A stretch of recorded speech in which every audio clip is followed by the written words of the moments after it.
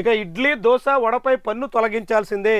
చంద్రబాబు పవన్ కళ్యాణ్ అంత గొప్పగా చెప్పినటువంటి జీఎస్టీలో రోటీ మీద జీఎస్టీ తీసేశారు, కానీ ఇడ్లీ మీద జీఎస్టీ తీయలేదు. చాలా విడ్డూరం చూడండి. చాలా జీఎస్టీ సంస్కరణలపై మాట్లాడిన జనసేన ఎమ్మెల్యే కొనతాల రామకృష్ణ ఈ అంశాన్ని ప్రస్తావించారు. దక్షిణాది రాష్ట్రాల్లో ప్రజలు అత్యధికంగా తినే ఇడ్లీ వడ దోశపై మాత్రం పన్ను కొనసాగిస్తున్నారు. వాటి మీద 5% పన్ను ఉంది.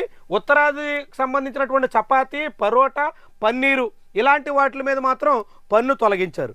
ఇక్కడ కూడా వివక్షేనా?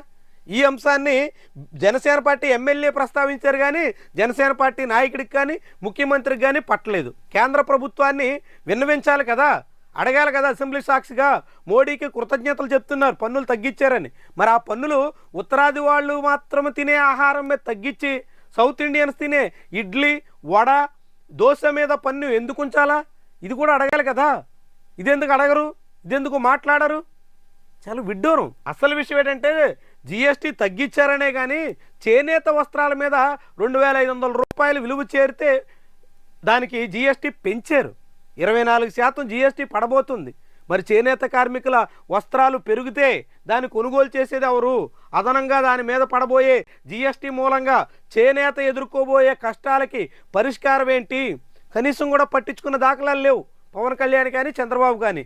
జీఎస్టీ కీర్తనలోనే ఉన్నారు, కానీ జీఎస్టీ వల్ల జరగబోయేటువంటి మొన్న తీసుకున్నటువంటి స్లాబుల కుదింపులో జరగబోయేటువంటి నష్టం, చేనేత కార్మికులకు ఎదుర్కోబోయే కష్టం, వాటి గురించి ప్రస్తావిస్తే ఒట్టు. అది చాలా తీవ్రమైనటువంటి పరిణామాలకి దారితీయబోతుంది.